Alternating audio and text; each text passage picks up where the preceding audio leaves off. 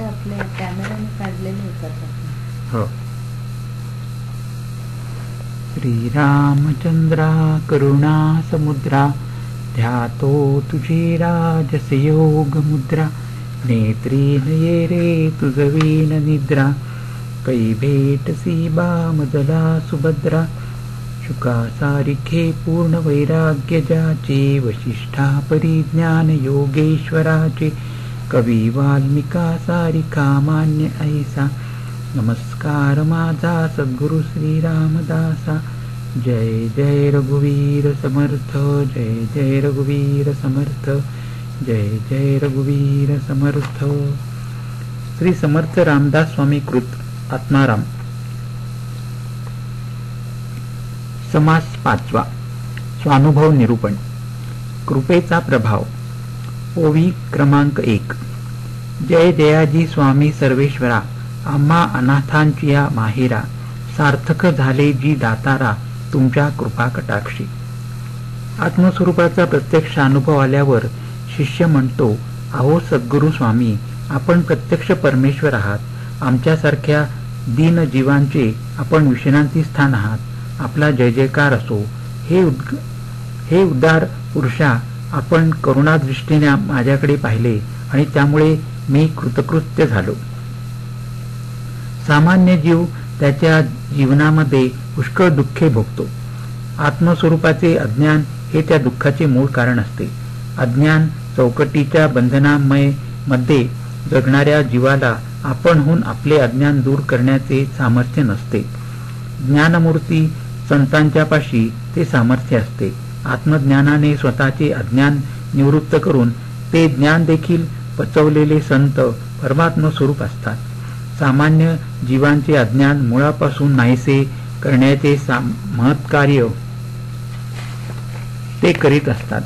मानव समाजामध्ये दान करणारी माणसे मोठी समजायला हरकत नाही, पण ही मोठी माणसे दृश्य वस्तूंचे दान करतात. त्याने जीवाचे दुःख काही मिटत नाही. म्हणून दुःख निर्माण करणारे जे अज्ञान ते नाहीसे करणाऱ्या आत्मज्ञानाचे दान करणे हे खरे ज्ञानदान होय. हे दान करणारा संताहून दुसरा कोणी सापडत नाही. म्हणून संताला दानशूर हे विशेषण सार्थपणे शोभते. सत्पुरुषाला सर्व जीवांच्या विषयी सारखीच करुणा असते. हे जरी खरे तरी जो कोणी आपला अहंकार बाजूला ठेवतो आणि लीन दीन होऊन त्याच्याकडे जातो त्याचे तो विश्रांती स्थान बनतो. संताने जवळ करून आपले म्हणणे भाग्याची गोष्ट असते.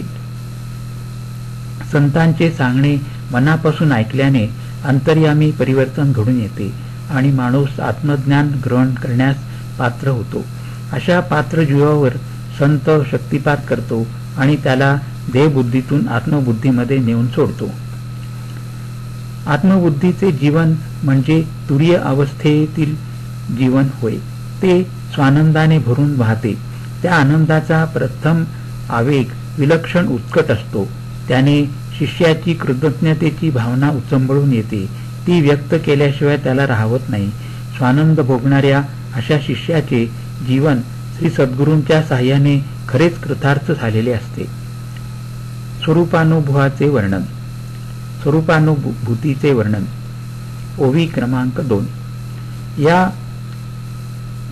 या मनाने ओवी क्रमांक 2. या मनाचेनी संगती जन्म घेतले पुनरावृत्ती माया माईक असोन भ्रांती वरपडा झालो होतो. शिष्य सांगत आहे की या मनाच्या नादाने आपण अनेक जन्म घेतले. माया मिथ्या आहे ही गोष्ट खरी, पण तिच्या प्रभावाने आपण भ्रमामध्ये अडकलो होते हेही खरे. मन, बुद्धी, चित्त व अहंकार मिळून माणसाचे अंतःकरण बनते. बुद्धी चांगले वाईटाचे ज्ञान करून देते. अहंकार हा जीवाला व्यक्तिमत्वाची जाण करून देतो. साऱ्या संस्कारांचा समूह म्हणजे चित्त होय. पण मनाचे महत्व निराळे आहे. सूक्ष्म जीव आणि स्थूल दृश्य यांना जोडणारे जे शक्तिरूप माध्यम त्याला मन असे म्हणतात. दृश्याशी व्यवहार करण्यात मन पुढाकार घेते. दृश्यातील सारे भेद आणि दृश्याबद्दलची आसक्ती यांचे मूळ मनामध्ये असल्याने अज्ञान आपले आसन तेथेच जमवते. मनाचे सामर्थ्य म्हणजेच अज्ञानाचे सामर्थ्य असते. म्हणून मोठ्या मोठ्यांना मनासमोर हार खावी लागते. चांगल्या चांगल्या साधकांना सुद्धा मन नादी लावते. जीवनातील सारे भ्रम अखेर मनातच वास करतात. दृश्य फसवे आहे, माईक आहे असे बुद्धी आपल्याला बरोबर पटविते, पण मनामध्ये घट्टपणे बसलेले दृश्याबद्दलचे भ्रम काही केल्या निघत नाहीत. वासना तृप्तीची आशा पोसून जीवाला कालाच्या अधीन ठेवण्यास मनच कारण होते. म्हणून जो या मनाच्या नादी लागतो त्याला जन्ममरणाच्या चक्रात भ्रमण करावे लागते. मनाचे आमूलाग्र रूपांतर करण्यामध्येच सारा परमार्थ साठवलेला आहे हे यावरून ध्यानात येईल. ओवी क्रमांक 3. जी मी मानवी किंकर, एकाएकी झालो विश्वंभर, संदेह तुटला थोर, यातायातीचा. महाराज, मी अगदी सामान्य जीव होतो. मी दृश्याचा गुलाम होतो. तो मी एकाएकी विश्वपालन करता ईश्वर झालो. त्यामुळे मी जन्ममरणाच्या मोठ्या चिंतेतून व त्रासातून मुक्त झालो. अनुभवाच्या दृष्टीने देहबुद्धीची अवस्था आणि आत्मबुद्धीची अवस्था यामध्ये मोठे अंतर असते. पहिलीमध्ये माणूसपणाची भूमिका असते तर दुसरीमध्ये देवपणाची भूमिका असते. पहिलीमध्ये मी अल्पशांत व सीमित असतो तर दुसरीमध्ये मी भमा अनंत व असीम असतो.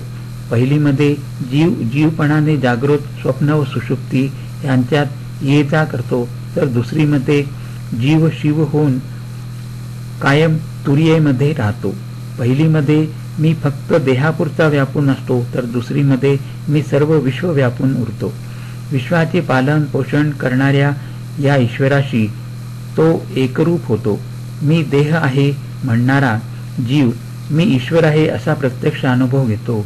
त्या अवस्थेमध्ये स्थल काल व पदार्थ यांचा अंमल उरत नाही. म्हणून जन्ममरणाची यातायात देखील उरत नाही. जीव शिव बनून निस्संदेह होतो. ओवी क्रमांक 4. मी संसारीहून सुटलो, पैल पार पावलो, मीच सकळ विस्तारलो सर्वाभूती. कर्तेपणाचा व भोगतेपणाच्या भावनेतून मी मोकळा झालो. दृश्याचा सागर ओलांडून मी परतीराला असलेल्या आत्मस्वरूपास पोहोचलो. सर्व प्राणीमात्रांमध्ये चैतन्य रूपाने मीच व्यापून आहे. व्यक्तीच्या दृष्टीने कर्तेपणाची व भोगतेपणाची भावना बाळगणे हे संसाराचे लक्षण आहे. वस्तुनिष्ठ दृष्टीने जे सर्व बाजूने हालते सरकते बदलते ते पंचभूतात्मक जगत म्हणजे संसार होय. जोपर्यंत अज्ञान असते तोपर्यंत देहातून सुख घेण्याची धडपड असते. त्या धडपडीच्या मुळाशी कर्तेपणाचा अभिमान असतो. मी खरा, जग खरे व जग मला खरे सुख देईल ही भावना या तीन गोष्टी मिळून संसार बनतो. ज्ञान झाल्यावर प्रथम अहंकार रूपी मी नाहीसा होतो. तो नाहीसा झाला की जगाचे खरेपण अंतर्धान पावते आणि त्याबरोबरच बाहेरून सुख घेण्याची कल्पनाच उरत नाही. कारण जीव सुखरूपच बनतो. जगाचे खरेपण लोपले की दृश्याचा पसारा असून नसल्यासारखा होतो. तो लटकाच पडतो. पण याहीपेक्षा विश्वामध्ये आपणच आत्मरूपाने व्यापून आहोत, आपण नाही अशी जागाच नाही असा विश्वव्यापीपणाचा साक्षात प्रत्यय येतो. माणसाला येणार हा फार मोठा दिव्य अनुभव आहे. ओवी क्रमांक 5. मी करून करता, मी परेहून परता, मजमध्ये वार्ता मी पणाची नाही. मी कर्म केल्यासारखे दिसते पण मी काही करीत नाही. स्फुरणरूप परावाणीच्या पलीकडे मी आहे. माझ्या ठिकाणी मीपणाचा संबंध नाही. या ओवीमध्ये जो मी बोलतो आहे तो साधा देहबुद्धीचा मी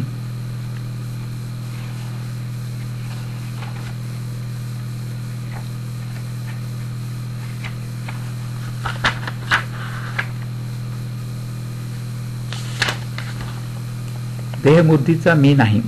सारे विश्व व्यापून असणारा ईश्वराशी समरस पावलेला अहम ब्रह्मास्मी या आत्मबुद्धीमध्ये स्थिरावलेला असा आत्मस्वरूप मी बोलत आहे. जेथे शांतपणा असतो तेथे कर्म असते, तेथे मी तूपणा असतो, म्हणून तेथे कर्तेपणाचा अभिमान देखील असतो. पण अनंतामध्ये शांत वावरते, अनंताच्या अधिष्ठानावर ते हालचाल करते. कर्म घडले तरी त्याचे कर्तेपण अनंताकडे येत नाही.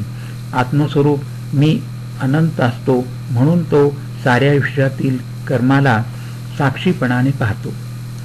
परावाणी स्फुरणरूप आहे. त्या शुद्ध स्वरूप स्फुरणालाच शारदा किंवा शब्दब्रह्म म्हणतात. साऱ्या सृष्टीचे आदी बीज असलेले हे स्फुरण शुद्ध जाणीव स्वरूप आहे. विश्वाला केवळ साक्षीपणाने पाहणारी ही जाणीव पुढे जिरते. मग मीपणाचा यत्किंचितही संबंध उरत नाही. मीपणाचा क्रम असा सांगता येतो. प्रथम जीवाच्या ठिकाणी मीपणा असतो, त्याचे रूपांतर होऊन तो मोठा विश्वव्यापी मीपणा होतो. पुढे तोही मीपणा जाऊन केवळ परमात्म स्वरूप शिल्लक उरते. शिष्याची अपरोक्षानुभूती अखेर येथपर्यंत पोचते. अध्याय ओवी क्रमांक 6.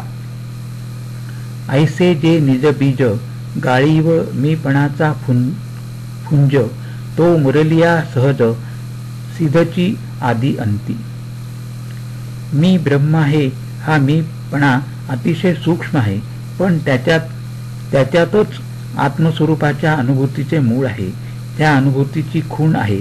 मी ब्रह्म आहे ही अतिशय सूक्ष्म जाणीव देखील जेव्हा जिरते तेव्हा केवळ शुद्ध परमात्म स्वरूपाचा अनुभव येतो.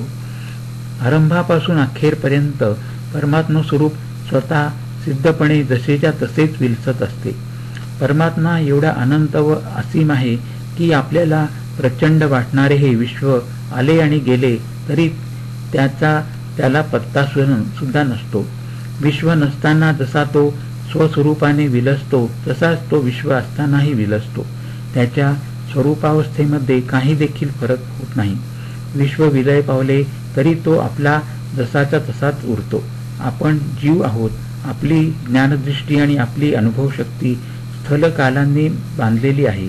ती दृष्टी आणि ती शक्ती विशाल करीत गेल्यास अखेर जीव दृष्टेपणा, कर्तेपणा व ज्ञातेपणा यांच्या सकट अनंतामध्ये विलीन होतो. मी शांत होतो तोच मी अनंत झालो अशी अमूर्त असीम चिन्मय जाणीव उदय पावते. आत्मस्वरूपाच्या अनुभवाची ही पहिली पायरी होय. दृश्य ओलांडून अतिशय सूक्ष्म व विशाल झालेल्या या जाणीवेला स्वतः सिद्ध परमात्म्या स्वरूपाची कल्पना येते. नंतर ती जाणीव त्या स्वरूपातच जिरून जाते. गुरु शिष्यांची समान प्रचिती. ऐसा शिष्याचा संकल्पू, जाणोनी बोले भवरिपू, संसार सर्प भग्न दर्पू केला जेणे. याप्रमाणे शिष्याने स्वतःचा अनुभव स्थिर झालेला स्वरूप निश्चय सांगितला. स्वामींनी तो ऐकला. स्वामी कसे आहेत? स्वामी जन्ममरणाचे शत्रू आहेत. शिवाय कर्तेपणाचा जो सर्प आहे त्याचा अभिमान त्यांनी नष्ट केलेला आहे.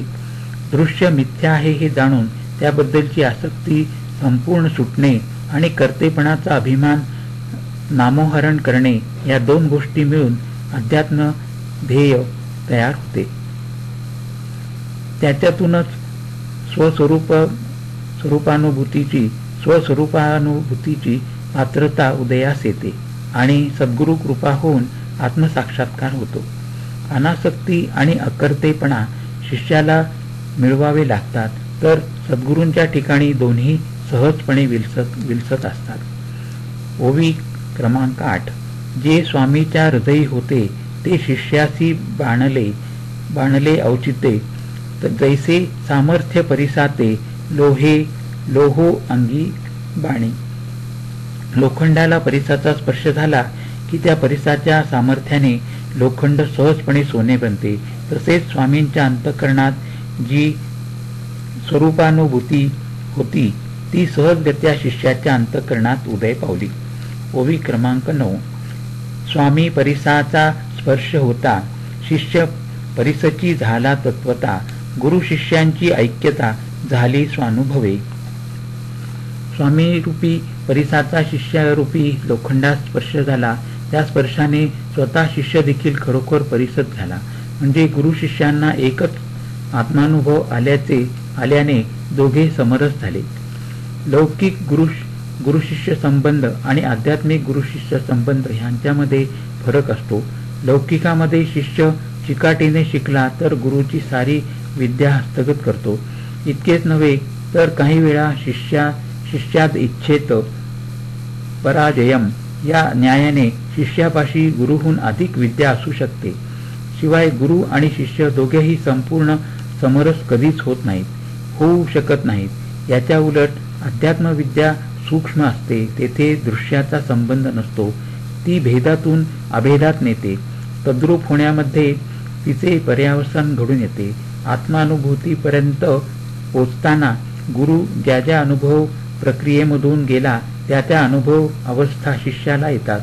अनुभवांची सूक्ष्मता व व्यापकता जशी जशी वाढत जाते तसा शिष्य गुरूंशी अधिकाधिक समरस तदाकार होत जातो. अखेर सर्वांतर्यामी आत्मस्वरूपाशी शिष्य भिडला की त्याबरोबरच तो आपल्या गुरुशी संपूर्ण एकरूप होतो.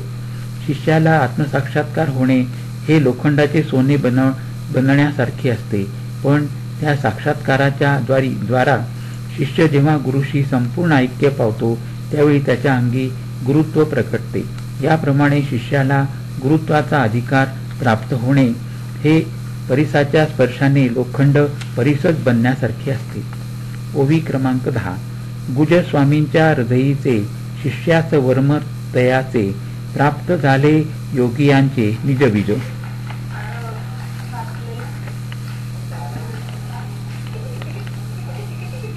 स्वामींच्या अंतःकरणात गूढरम्य रूप साक्षात्कार विलक्षण होता.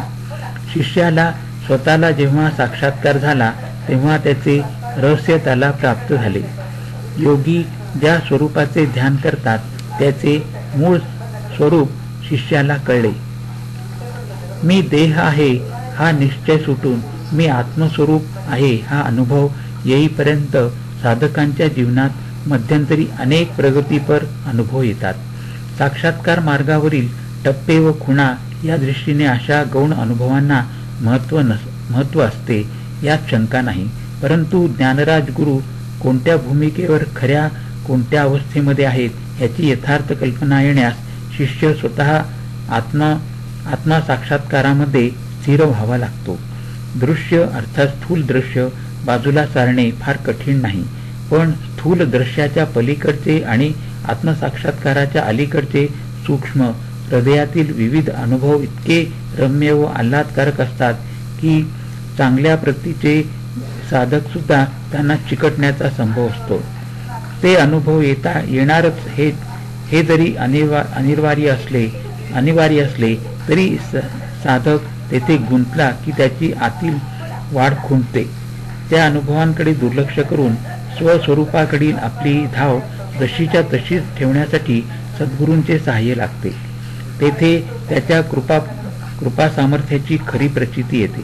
स्वतःचे साधन आणि गुरूंची कृपा या दुहेरी अंगाने अध्यात्म करणाऱ्या शिष्याला आत्मसाक्षात्कार होतो. मग त्याला गुरु आणि योगी यांचा स्वस्वरूप अनुसंधानाचे मर्म खरे ध्यानात येते. आत्मसाक्षात्काराचे आध्यात्मिक रहस्यच श्री समर्थांनी या ओवीमध्ये सांगून ठेवले आहे. सद्भावनाचे प्रचंड सामर्थ्य. ओवी क्रमांक 11. बहुता जन्माच्या शेवटी झाली स्वरूपेसी भेटी एका भावार्थासाठी परब्रह्म जोडले. जीवाने आतापर्यंत पुष्कळ जन्म घेतले आहेत. अखेर त्याला आत्मस्वरूपाचे दर्शन झाले. केवळ एका अस्तित्व निष्ठेने त्यास परब्रह्माची प्राप्ती झाली. आत्मज्ञानी संतांचे सांगणे असे आहे की ज्ञान व अज्ञान यांच्यामध्ये केवळ चा फरक आहे. म्हणजे अभाव, नसणे. उदाहरणार्थ अक्रोध, अधर्म, अपात्र इत्यादी. जेथे ज्ञान असते अर्थात जेथे ज्ञान म्हणजे आत्मज्ञान तेथे आत्मस्वरूपाचे निस्संदेह अस्तित्व बुद्धीमध्ये ठसलेले असते. जेथे आत्मस्वरूपाचे अस्तित्व निस्संदेहपणे बुद्धीत ठसलेले नसते तेथे ज्ञान असते असे म्हणता येत नाही. आत्मस्वरूपाच्या अस्तित्वाबद्दल संदेह असणे याचेच नाव अज्ञान होय. देहबुद्धीमुळे देह जितका खरा वाटतो तितका आत्मा खरा वाटत नाही. मौत अशी की देह नाशिवंत आहे पण तो दिसतो म्हणून खरा वाटतो. आत्मा अविनाशी आहे पण तो दिसत नाही म्हणून खरा वाटत नाही. देह दिसतो म्हणजे तो वेगळेपणाने पाहता येतो. जे वेगळेपणाने पाहता येते ते माझ्याहून अन्य असल्यामुळे माझे स्वरूप नव्हे. जे वेगळेपणाने दिसते त्यास दृश्य म्हणतात. जे माझ्याहून अन्य आहे ते अनात्म होय, कारण मी आत्मस्वरूप आहे. साधारणपणे जीवाला दृश्याबद्दल भाव असतो. त्याच्या मनात दृश्य खरे आहे अशी पूर्ण भावना असते. त्यामुळे तो बहिर्मुख असतो. वासना तृप्तीसाठी धडपडतो. त्याच्या साऱ्या वासना काही तृप्त होत नाहीत. त्या तृप्त होणे शक्य देखील नसते. म्हणून त्याला पुष्कळ जन्म घ्यावे लागतात. परंतु एखाद्या जन्मात त्याची संतांची गाठ पडते. त्याच्या बुद्धीमध्ये घट्टपणे बसलेला दृश्याचा भाव किंवा खरेपणा क्षीण होतो. तो क्रमाक्रमाने अंतर्मुख बनतो. त्याच्या वासना विरळ होऊ लागतात. मग गुरुकृपेचा योग येऊन त्याच्या अंतर्यामी आत्मस्वरूपाबद्दलचा भाव म्हणजे आत्मस्वरूप खरे आहे अशी निश्चल भावना निर्माण होते. त्या भावसामर्थ्याने स्वतःमध्येच त्यास आत्मदर्शन घडते. ओवी क्रमांक 12. जे वेदशास्त्रांचा गर्भ निर्गुण परमात्मा स्वयंभ तयाचा एकसरा लाभ झाला सद्भावे. परमात्म स्वरूप हे सर्व वेदांचे आणि सर्व शास्त्रांचे सारभूत तत्व आहे. परमात्मा गुणातीत आहे, अतींद्रिय आहे. तो स्वतः सिद्ध आहे. त्यास कोणी निर्माण केलेला नाही. त्याच्या अस्तित्वाबद्दल म्हणजे खरेपणाबद्दल अगदी पूर्ण भावना झाल्याबरोबर अकस्मात त्याचे दर्शन घडते. वास्तविक आत्मा सर्वांतर्यामी आहे. तसाच तो ज्ञानरूप, अतींद्रिय आणि सर्वसिद्ध आहे. हे जर खरे तर संविद रूपाने ज्ञान सर्व विश्व व्यापून असले पाहिजे. त्या ज्ञानावर अनात्म्याचे म्हणजे त्रिगुणांचे आवरण येते. म्हणून ज्ञान तेथे असून आपल्याला त्याचा अभाव आहे असे वाटते. दृश्याचे ज्ञान मिळविण्यास दृश्याची स्थूल पदर बाजूला करून सूक्ष्म दृश्यांपर्यंत पोचावे लागते. आत्मज्ञान मिळवण्यासाठी मी देह आहे हा असद्भाव दूर करून मी आत्मा आहे हा सद्भाव पोसावा लागतो. आपल्या अंतर्यामी ज्ञानरूपाने आत्मा विलसत आहेच. अभावाच्या आवरणाने त्याचे स्वरूप झाकले जाते एवढेच. तो आहेच या सद्भावाच्या बलाने अभावाचेच आवरण बाजूला सरते आणि मग त्याच्या ज्ञानप्रकाशाने एकाएकी अंतःकरण भरून जाते. ओवी क्रमांक 13. जे ब्रह्मादिकांचे माहेर अनंत सुखाचे भांडार जेणे हा दुर्गम संसार सुखरूप होय. परमात्मा ब्रह्मदेवादी देवांचे आश्रयस्थान आहे. तो परमानंदाचे कोठार आहे. त्याचे दर्शन झाल्यावर पार करण्यास कठीण असलेला हा सागर, हा संसार सारा आनंद रूपच बनतो. आपला भाव शुद्ध होऊन सद्भाव झाला की आत्मदर्शन अथवा परमात्मदर्शन होते. त्या अनुभवाची 2 महत्वाची अंगे येथे सांगतात. पहिले अंग, मानवी दृष्टीने विश्व केवढे प्रचंड वाटते, पण परमात्म स्वरूप त्याच्यापेक्षाही अपार आहे. इतकेच नव्हे तर सारे विश्व त्या स्वरूपातून येते. त्याच्या आधारावरच जगते आणि अखेर त्याच्यातच जिरते. दुसरे अंग, परमात्म स्वरूप अनिर्वचनीय आहे खरे, पण त्यातले त्यात माणसाला कळण्यासारखी त्याची खूण म्हणजे परमानंद होय. अंतर्हित सुख दुःखाचा यत्किंचितही स्पर्श नसलेले व न संपणारे सुख म्हणजे आनंद इतकेच सांगता येते. त्या आनंदाचा प्रभाव एवढा विलक्षण असतो की जीवाला भयंकर वाटणारा संसार स्वरूप दर्शनानंतर आनंदाने भरून वाहू लागतो. संसार दिसत नाही, तो परमात्म स्वरूपच दिसतो, नव्हे प्रत्यक्ष अनुभवास येतो. ओवी क्रमांक 14. ऐसे जयास ज्ञान झाले, तयाचे बंधन तुटले, येरा नसोनीच जडले, सदृढ अविवेकी. असे आत्मज्ञान ज्यास होते, त्याची जीवपणाची सारी बंधने सुटतात. आत्मज्ञान ज्यांना होत नाही, त्यांना मुळात नसलेले बंधन आत्मानात्म विवेकाच्या अभावी घट्टपणे जडते. अनंताचे शांत बनणे म्हणजे बंधन, शांतांचे अनंत बनणे म्हणजे मोक्ष. वास्तविक मूळ अवस्था अनंतपणाची आहे, बंधनरहित असण्याची आहे. मग हे नसलेले बंधन आले कसे? अनात्म्याहून अन्य कोणी नसल्याने दुसरा बंधन घालणे शक्य नाही. याचा अर्थ आपणच स्वतःला बंधन घालून घेतो. आपण आपले मूळ स्वरूप विसरतो. मूळ स्वरूप ज्ञानमय असते. विस्मृतीने ज्ञान तात्पुरते लोपते. ज्ञानाचा लोप झाला की अज्ञान प्रकटते. त्या अज्ञानाच्या पोटी अविवेक जन्म घेतो आणि अविवेकातून नाना भ्रम अथवा स्वतःविषयी व जगाविषयी गैरसमज फोफावतात. त्या भ्रमांनी जीवाचे बंधन अधिकच घट्ट बनते. बंधन कसे तोडावे? ओवी क्रमांक 15. संदेह हेची बंधन, निशेष तुटला तेची ज्ञान, निसंदेही समाधान होय अपैसे. स्थिर भाव नसणे, मन दोलायमान असणे हेच बंधनाचे स्वरूप आहे. संशय पूर्णपणे मिटणे, भाव सद्भाव होऊन स्थिर होणे हेच ज्ञानाचे स्वरूप आहे. संशय संपूर्ण मिटला की आपोआप समाधान अनुभवास येते. ज्ञान, मग ते आत्मज्ञान असो की दृश्याचे ज्ञान असो, निसंशय असेल तरच ज्ञान या नावाला पात्र होते. संशयाचे ज्ञान या नावास पात्र नसते. उदाहरणार्थ, आत्मा आहेच अशी मनाची निसंशय धारणा ज्ञान आहे. तसेच आत्मा नाहीच अशी मनाची धारणा देखील निसंशयपणामुळे ज्ञानच आहे. पण आत्मा आहे किंवा नाही, एकदा आहे असे वाटते आणि एकदा नाही असे वाटते, ही मनाची दोलायमान अवस्था म्हणजे संशय होय. इतर प्रकारच्या ज्ञानाचे तर राहूच द्या, पण अशा संशयाने पकडलेल्या माणसाला आत्मज्ञान कदापि होणे शक्य नाही.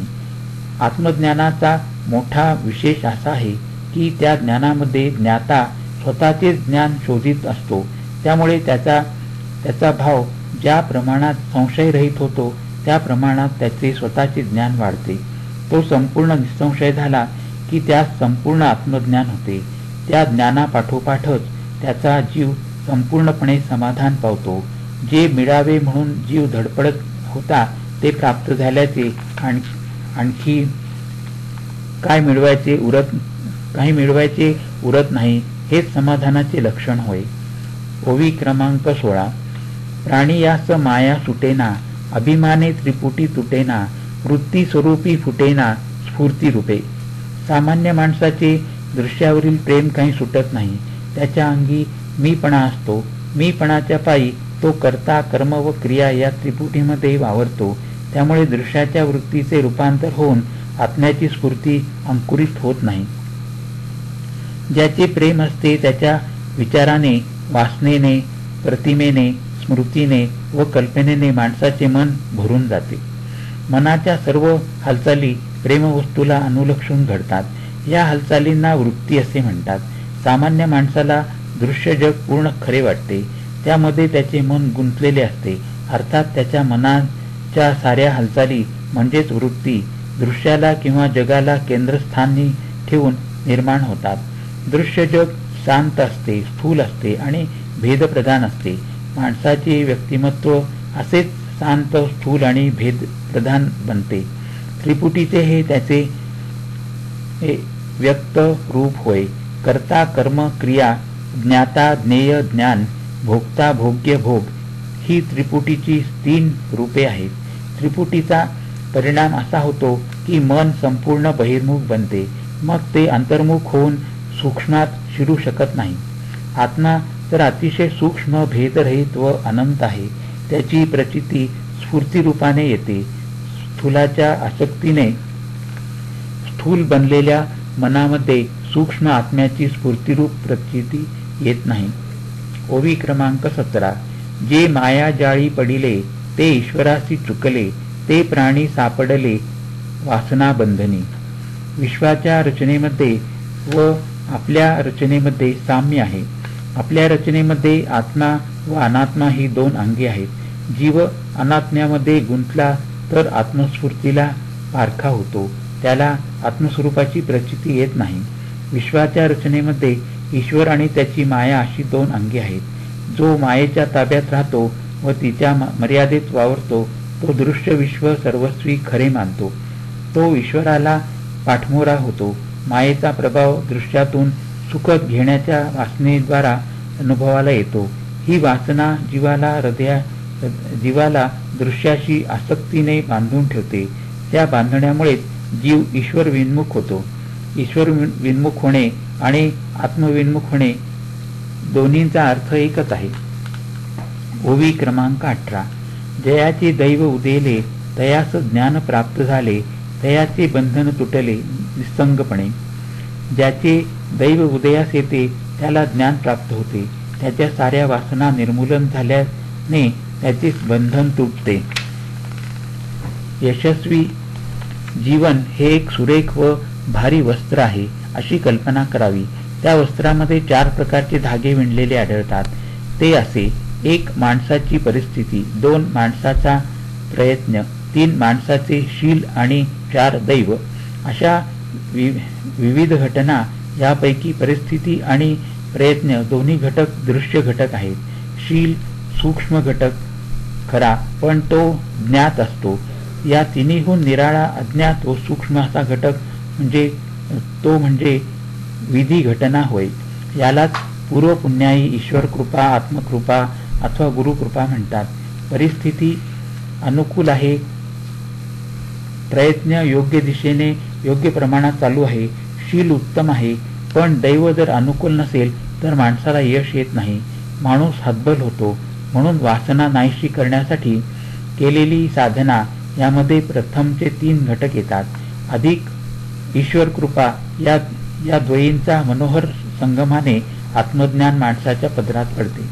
माणसाच्या बाजूने वासना निर्मूलन करण्याचा प्रयत्न आणि ईश्वराकडून त्याच्या कृपेचा वर्षाव यांचे मिलन झाले की जीवाला ज्ञानामृत प्यायला मिळते. ओवी क्रमांक 19. सर्वसाक्षी तुर्या अवस्था तेचाही तू जाणता, म्हणून तुझ निसंगता सहजची आली. तुर्या अवस्था सर्वसाक्षिणी अवस्था आहे. तू आत्मा त्या अवस्थेलाही जाणतोस, म्हणून तुला स्वाभाविकच कोणत्याही अवस्थेचा संपर्क नाही. जगात माणसाचे वर्ग फक्त 2 असतात, एक अज्ञानी आणि दुसरा ज्ञानी. अज्ञानी माणसाची जाणीव नाशिवंत व शांत असलेल्या दृश्यामध्ये गुंतलेली असते. ज्ञानी म्हणजे आत्मज्ञानी माणसाची जाणीव अविनाशी, अनंत, असीम व अमूर्त असलेल्या आत्मस्वरूपाशी समरस झालेली असते. अज्ञानी माणसाच्या जीवनात जाणीवेच्या 3 अवस्था अनुभवास येतात. 1 जागेपणा, 2 स्वप्न आणि 3 गाढ झोप. ज्ञानी माणसाला त्याच्या जीवनात एकच अवस्था जाणीवेची असते. तिला तुरीय किंवा तुर्या असे नाव आहे. तुर्या अवस्था म्हणजे 4थी अवस्था जागेपण, स्वप्न व सुषुप्ती अथवा गाढ झोप या 3 अवस्था सर्वांच्या परिचयाच्या आहेत. जागेपणात मी जागा आहे हे भान आपल्याला असते. स्थूल इंद्रियांनी बाह्य जग पाहिले जाते. ते कोण पाहतो? ते मी पाहतो. आपण निद्रेला वश झालो की आपल्याला स्वप्न पडते. तेथे मला स्वप्न पडत आहे हे भान नसते. स्वप्नामध्ये अंतर इंद्रियांनी अनेक दृश्ये पाहिली जातात. ती कोण पाहतो? ती मी पाहतो. मग गाढ झोप लागते. तेथे स्थूल जगत उरत नाही, स्वप्न दृश्ये उरत नाहीत, नुसता अंधार असतो. तो कोण पाहतो? तो मी पाहतो. मी जर तो पाहिला नसता तर मला त्याचे ज्ञान झालेच नसते. यावरून असे दिसते की या 3ही अवस्थांचा दृष्टा त्यांच्याहून विलक्षण आहे. 3ही अवस्थांना तो साक्षीपणाने पाहतो. तुरीय अवस्थेमध्ये जाणीव आपल्या मूळ शुद्ध स्वरूपात स्थिरावते. मी आत्मस्वरूप आहे हे एकच भान त्या अवस्थेमध्ये राहते. जागेपण, स्वप्न व गाढझोप या अज्ञानाच्या म्हणजेच मायेच्या 3 अवस्था ती मागे टाकते. या अवस्था मिथ्या असतात. तुरिया तेवढी खरी असते. ती स्वयंप्रकाश असल्याने ज्ञानस्वरूप असते. ती सर्व जाणते म्हणून तिला सर्वसाक्षिणी म्हणतात. तसेच ती स्वसंवेद्य असल्याने स्वतःच स्वतःला जाणते. मी आत्मस्वरूप आहे हे स्वतः आत्माच जाणतो. हे जाणणे जेव्हा जिरते तेव्हा कोणतीही अवस्था उरत नाही. हीच पूर्ण निसंगता होय. तेथे केवळ सद्रूप परमात्मा तेवढा उरतो. त्याला अवस्थांचे बंधन असे असणार तरी कसे. ओवी क्रमांक 20. आपणासी तू जाणसी तरी तू ही नव्हेसी. तूपणाची कायेसी मात स्वरूपी. मी आत्मस्वरूप आहे असे जाणले तर ते जाणणारा पूर्ण परमात्म स्वरूप झालेला नसतो. परमात्म स्वरूपामध्ये मीपणाला मुळीच वाव नसतो. अज्ञानाच्या 3 अवस्थांमध्ये मी देह आहे असा मीपणा असतो. ज्ञानाच्या तुरीय अवस्थेमध्ये मी आत्मा आहे असा मीपणा असतो. अज्ञान जनित मीपणापेक्षा ज्ञानजनित मीपणा अर्थात केव्हाही बरा, यात शंका नाही. परंतु ज्ञान व अज्ञान सापेक्ष असल्याने प्रथम ज्ञान अज्ञानास निवृत्त करते आणि नंतर स्वतः सुद्धा परमात्म स्वरूपात नाहीसे होते. ओवी क्रमांक 21. जाणता आणि वस्तू दोन्ही निमाल्या उर्वरितू. तूपणाची मातू सहजची वाव. जाणणारा ज्ञाता आणि जाणायची वस्तू म्हणजे ज्ञेय दोन्ही विराम पावले म्हणजे मी पण जाते, तू पण जाते. केवळ स्वरूप शिल्लक उरते. तेथे मीपणाला काही स्थानच उरत नाही. परमात्म स्वरूप एकमेव व अद्वितीय आहे. ज्ञाता मग तो अज्ञानाचा मी असो किंवा ज्ञानाचा मी असो. जेव्हा ज्ञेय जाणतो तेव्हा अज्ञानामध्ये पूर्ण द्वैत असते, परंतु ज्ञानामध्ये देखील किंचित द्वैत निर्माण होतेच. परमात्म स्वरूपामध्ये एवढे देखील द्वैत खपत नाही. म्हणून ज्ञानाच्या ठिकाणचे अतिशय सूक्ष्म द्वैत विरून जाणे अवश्य असते. ते संपूर्ण विरल्यावरच मग अगदी एकच एक परमात्मा उरतो. तो अखेरची स्थिती होय. ग्रंथाचा उपसंहार. ओवी क्रमांक 22. आता असो शब्द पाल्हाळ तुझे तुटले जन्ममूळ का जे नाशिवंत सकळ मदार्पण केले. आता हा शब्दांचा पसारा पुरे झाला. सारे नाशिवंत तू मला अर्पण केलेस. त्यामुळे तुझ्या जन्म मरणाचे मूळ कारण असणारी वासना नाहीशी झाली. तू जन्ममरणातून सुटलास. माया, वासना, नाशिवंत, दृश्य, देहबुद्धी, मीपणा इत्यादी शब्द सूक्ष्म फरकाने एकच अर्थ दर्शवितात. आत्मवस्तू अविनाशी आहे. ती आपले खरे स्वरूप आहे. माया निर्मित सारेच्या सारे दृश्य नाशिवंत आहे. आपण गैरसमजुतीने त्यास चिकटलो आहोत. स्वामींना ते मनाने अर्पण केले की त्यावरील ममत्व नाहीसे होते.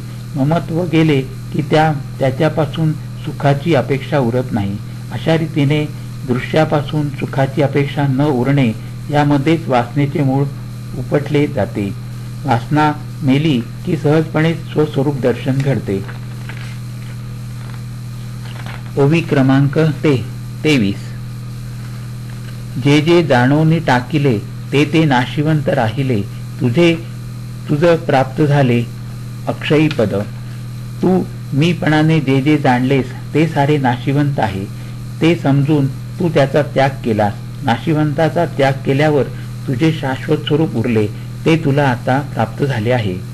स्वामींनी शिष्याला मार्गदर्शन केले म्हणजे त्याला आत्मानात्म विवेक शिकविला. माणसाच्या बुद्धीमध्ये आत्म्याच्या खालोखाल शक्ती असते. आत्मबल हे सर्वोत्तम यात संदेह नाही. परंतु दृश्य जगाचे ज्ञान करून घेण्यास बुद्धीसारखे शक्तिमान साधन नाही. त्यात मौज अशी की बुद्धीच्या मर्यादा लक्षात येतात. बुद्धीनेच दृश्य वस्तूंचे मूल्यमापन होते आणि बुद्धीनेच दृश्य पसाऱ्यामधून बाहेर पडण्याचा हमखास मार्ग ज्ञात होतो. ज्यामुळे खरा विवेकी पुरुष आपोआप वैराग्यशील बनतो. इतकेच नव्हे तर अमृतत्वाच्या ध्येयासाठी तो आपले जीवन समर्पण करतो. जगाकडे लक्ष देणारी आपली बुद्धी ईश्वराकडे वळली तर अक्षयपदाची प्राप्ती फारशी कठीण नाही. ओवी क्रमांक 24. ऐसे बोले मोक्ष पाणी, ऐकोन शिष्य लोटांगणी, निस्संदेह स्वरूप मिळणी, दोघे एकची झाले. मोक्ष सिद्ध स्वामींचे हे भाषण ऐकून शिष्याने त्यांना साष्टांग प्रणिपात केला. गुरु आणि शिष्य दोघेही स्वस्वरूपी लीन झाल्याने दोघे एकमेकांशी समरस झाले यात शंका नाही. ज्या आत्मस्वरूपामध्ये स्वामी स्थिर झालेले होते त्याच आत्मस्वरूपामध्ये शिष्य स्थिर झाला. दोघे एकाच स्वरूपामध्ये लीन झाले. त्यामुळे त्यांचे मिलन होऊन दोघे एकमेकांशी पूर्ण समरस झाले यात शंकेला जागाच नाही. पण दोघांचे देह दोन होते. त्यामध्ये स्वामी खरोखरच मोक्षाचे स्वामी होते. त्यांच्या मार्गदर्शनानेच शिष्य त्यांच्याकडील मोक्ष हस्तगत करू शकला. म्हणून केवळ मानवी कृतज्ञता या दृष्टीने त्याने स्वामींच्या चरणांवर लोटांगण घातले. ओवी क्रमांक 25. ऐसा कृपाळू स्वामी राव, आदि पुरुष देवादिदेव, शिष्यास निजपदी ठाव, ऐक्य रूपे दिधला.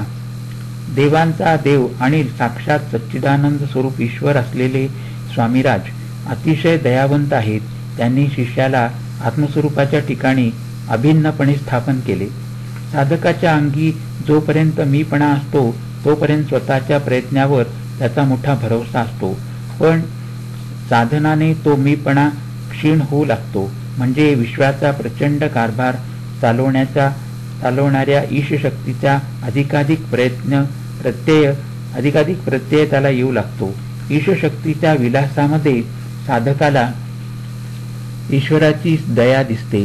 ती दया त्याच्यापर्यंत येण्यास ईश्वराशी संपूर्ण समरस झालेले थोर पुरुष अवश्य असतात. त्यांनाच सद्गुरू अथवा स्वामीराज म्हणतात. म्हणून प्रत्येक सत्शिष्य आपल्याला मोक्ष देऊन कृतार्थ करणाऱ्या सद्गुरूंना परमेश्वर मानतो. ओवी क्रमांक 26. जो शिष्य स्वामीस शरण गेला आणि संदेहा वेगळा झाला, तेने जन्म सार्थक केला, जो देवासी दुर्लभू. जो शिष्य आपला मीपणा सद्गुरूंच्या चरणी पूर्णपणे अर्पण करतो त्याचे आत्मस्वरूपाबद्दलचे सारे संशय नाहीसे होतात. त्याच्या जन्माचे सार्थक होते. असे सार्थक देवांना देखील दुर्लभ असते.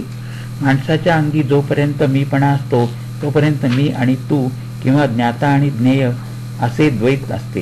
ज्ञाता ज्ञेयाला जोपर्यंत वेगळेपणाने जाणतो तोपर्यंत ज्ञेयाचे सर्वांगीण ज्ञान त्यास होणे शक्य नसते. असे खंडित ज्ञान ज्ञेयाबद्दल 100% निश्चितपणा येऊ देऊ शकत नाही. या निश्चितपणाच्या अभावाला संदेह अथवा संशय म्हणतात. शिष्य सद्गुरूला संपूर्ण शरण गेला की त्याचा मीपणा सद्गुरूंच्या व्यक्तित्वामध्ये विलीन होतो. मग त्याच्या अंतःकरणाची जी अवस्था असते तीच शिष्याच्या अंतःकरणाची होते. सद्गुरूंचे अंतःकरण आत्मवस्तूशी तादात्म्य पावलेले असते. शिष्य सुद्धा तसाच आत्मस्वरूपाकार होतो.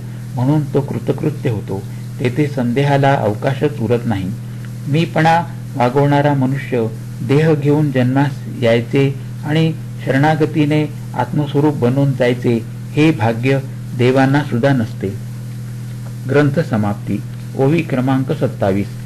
ग्रंथ संपता स्तुती उत्तरे, बोलताती अपारे, परी अर्थासी कारण येरे, येरा चाड नाही.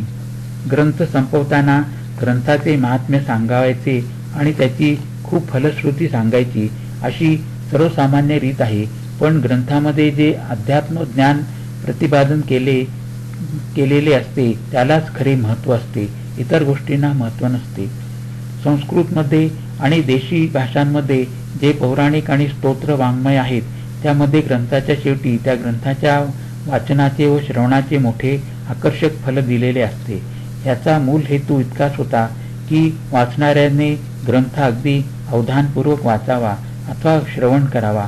ग्रंथामधील बोध वाचकांच्या आणि श्रोत्यांच्या बुद्धीमध्ये उतरला की ग्रंथ लिहिण्याचा हेतू साध्य झाला.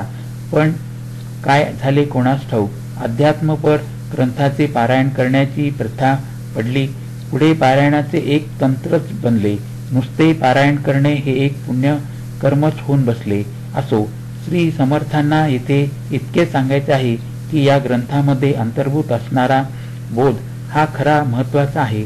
ज्या वाचकांच्या अंतःकरणात तो उतरेल त्याला ग्रंथाचे महात्म्य आपोआप कळेल. ओवी क्रमांक 28. इति श्री आत्माराम रामदासी पूर्णकाम निस्संदेह झाले अंतर्याम सद्गुरु वचनी. भगवंताच्या भक्तांना आप्तकाम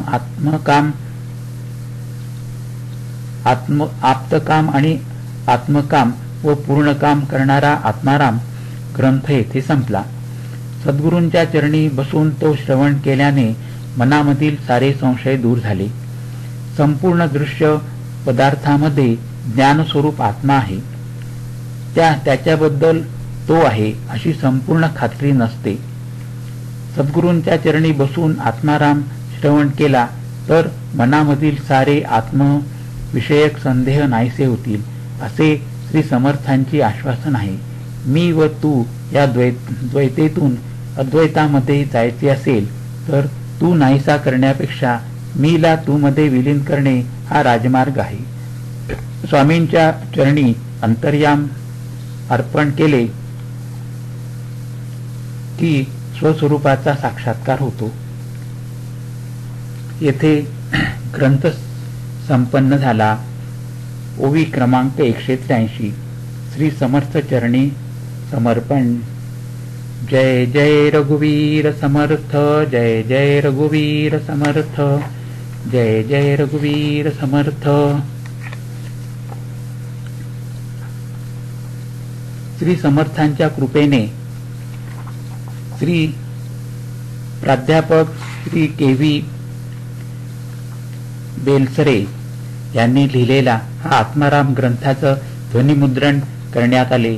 यातील ज्या त्रुटी असतील त्या या संकलकाच्या आहेत आणि जे उत्तम असेल ते सर्व श्री के.व्ही. बेलसरे आणि सद्गुरू श्री रामदास स्वामी समर्थांचे आहे असे समजून श्रोत्यांनी क्षमा कराव्यात.